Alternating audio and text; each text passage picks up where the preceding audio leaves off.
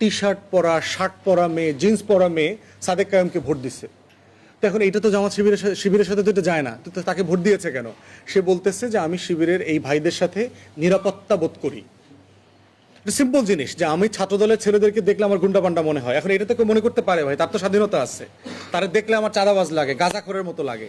এটা তো ছেলেমেয়েরা বলছে ভোট দেওয়ার পরে। আর তারে দেখলে আমার ভদ্র মনে হয়েছে, বিনয়ী মনে হয়েছে। আমার কাছে মনে হয়েছে আমি বেশি নিরাপদ থাকবো ক্যাম্পাসে। তাহলে এই যে ভোটিং প্যাটার্ন, এই ভোটিং প্যাটার্নের ভিতরে অধিকাংশ প্যাটার্ন হচ্ছে আমি তাকে পছন্দ করি না, তাকে ভালো লাগে না, তাকে আমার নিরাপদ মনে হয় না, তাকে ভোট দিলে ক্যাম্পাস ভালো থাকবে না। অতএব এই যে নেগেট করছে, আমি তাকে দিব না, তাকে দিব না, তাকে দিব না, এই দিব না ভোটগুলো দিন শেষে গিয়ে শিবিরের প্যানেলে জমা হয়েছে। অতএব এই ভোট কিন্তু শিবিরের না। শিবিরকেও মাথায় রাখতে হবে যে ভাই, এত খুশি হওয়ার কিছু নাই, দেশে ইসলাম বিজয় হয় নাই। আপনারা দিল্লি উদ্ধার করে ফেলাইছেন, বাংলাদেশ বিজয় করে ফেলছেন, এটা মনে করার কোনো কারণ নাই। এইটা একটা বড় একটা ট্যাকটিক্যাল ভোটিং বলে আর কি, যে আমি সিম্পলি আমার চয়েসে আর কাউকে ফিটিং করতে পারতেছি না। আপনি দেখবেন যে হঠাৎ করে গরু গোশত বেশি খাইলে পেট বড় হয়ে যায়, তখন বাসায় গিয়ে দেখবেন যে প্যান্ট আর মেলে না, তখন দেখবেন সবচেয়ে পুরাতন কোনা দিয়ে ছিঁড়ে গেছে ওইটাই বেল্টে সবচেয়ে ভালো লাগে। এখন দেখবেন আপনি এখন বিয়া বাড়িতে যেহেতু প্যান্ট মোটা পেটের কারণে ফিট হইতেছে না, ওই কম দামি পুরাতন প্যান্টটা পরে আপনাকে বাইরে যাওয়া লাগতেছে।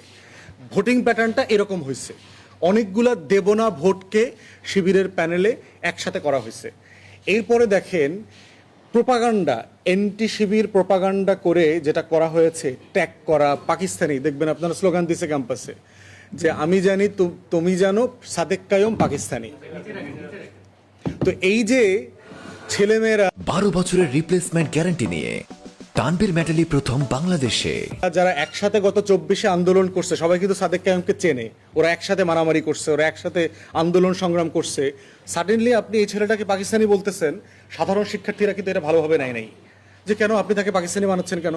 আমরা সবাই মিলে তো একসাথে লড়াই করছি, একসাথে ছিলাম, আন্দোলন করছি, সংগ্রাম করছি।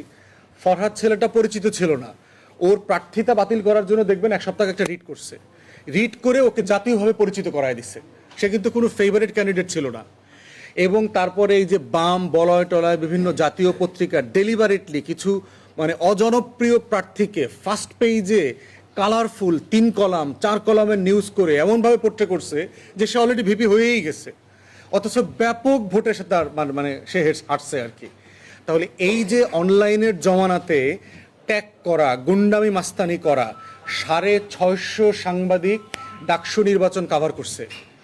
একটা ছোট্ট জায়গা, তো আপনারা ঢাকা ইউনিভার্সিটিতে সবাই তো গেছেন, এখানে ছোট্ট জায়গা না, তো আমার বাবুগঞ্জ বুলাদির মতো না যে এক জায়গা থেকে আরেক জায়গায় যাইতে 6 ঘন্টা লাগে। ছোট্ট ক্যাম্পাস, রিক্সায় করে আপনি 10 মিনিট ঘুরে ফেলতে পারবেন। 650 ক্যামেরা, সাংবাদিক, আপনি এখানে চুরি করবেন কোথায়? প্রত্যেকটা বুথের ভিতরে সিসিটিভি ছিল, এলইডিতে আপনার লম্বা করে কাগজে কাগজে ভোট গণনা হয়েছে সারা রাত। আপনি চাইলেও ওই যে 80-র দশকের 2 নম্বরই রাজনীতি, ভাই ভোট জালিয়াতে হয়েছে, কেন্দ্র দখল হয়ে গেছে, সেই 2টা গুজব ছড়াই দিলেন আর সবাই গুজব মেনে নেবে। এটা কি হয়েছে বাস্তবে? ছাত্রী হলে দেখছেন না, গতকালকে ছাত্রদলের ভিপি ঢুকছে জাহাঙ্গীরনগর বিশ্ববিদ্যালয়ে। কারা প্রতিবাদ করছে? মেয়েরা প্রতিবাদ করছে, টিচাররা প্রতিবাদ করছে। আপনি এখানে আসছেন কেন? এখানে নাকি ভোট জালিয়াতে হইতেছে। তাহলে আপনার প্যানেলের মেয়েদেরকে কেন পাঠাইলেন না? আপনার এখানে তো প্যানেল আছে মেয়েদের, তারা কেন আসলো না? আপনি কেন আসলেন?